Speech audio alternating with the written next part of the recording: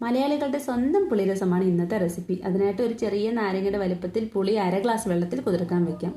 പിന്നെ ഒരു കുഞ്ഞു സവാള ചെറുതായിട്ട് കീറിയതും, ഒരു മീഡിയം സൈസ് തക്കാളി ചെറുതായിട്ട് മുറിച്ചതും, 8-10 അല്ലി വെളുത്തുള്ളി ചതച്ചതും, 1.5 ടീസ്പൂൺ കുരുമുളക് ചതച്ചതും, എരിവ് കൂടുതൽ ഇഷ്ടമുള്ളവർക്ക് ഒരു പച്ചമുളക് ചേർക്കാവേ. പിന്നെ കുറച്ച് മല്ലിയില ചെറുതായിട്ട് കട്ട് ചെയ്ത് റെഡിയാക്കി വെക്കാം. കൂടെ വെള്ളത്തിലിട്ട് വെച്ചിരുന്ന പുളി നന്നായിട്ട് ഞെരടി പിഴിഞ്ഞെടുക്കാവേ.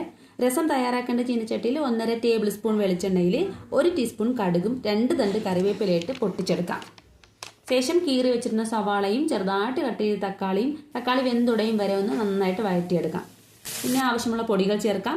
1/2 ടീസ്പൂൺ മഞ്ഞൾപ്പൊടി, 1 ടീസ്പൂൺ നിറയെ മല്ലിപ്പൊടി, 1/2 ടീസ്പൂൺ മുളക് പൊടി, ഇത്രയും ചേർത്തൊന്ന് മിക്സ് ചെയ്ത് കൊടുക്കാം. ശേഷം പുളിവെള്ളം ചേർക്കാം. പുളിവെള്ളം തിളയ്ക്കുമ്പോൾ 3 ഗ്ലാസ് വെള്ളം കൂടി ചേർത്ത് നന്നായിട്ട് തിളപ്പിച്ചെടുക്കാം. 2 ടീസ്പൂൺ ഉപ്പ് കൂടി ചേർത്തിട്ടുണ്ട്. പിന്നെ ചതച്ച കുരുമുളകും വെളുത്തുള്ളി ചതച്ചതും 1/4 ടീസ്പൂൺ കായപ്പൊടിയും മുറിച്ച് വെച്ചിരുന്ന മല്ലിയില കൂടി ചേർത്ത് തിളപ്പിച്ചാൽ സൂപ്പർ ടേസ്റ്റിൽ പുളിരസം റെഡിയാണ്. ട്രൈ ചെയ്ത് നോക്കാൻ മറക്കല്ലേ. കൂടെ ചാനലൊന്ന് സബ്സ്ക്രൈബ് ചെയ്യണേ. താങ്ക്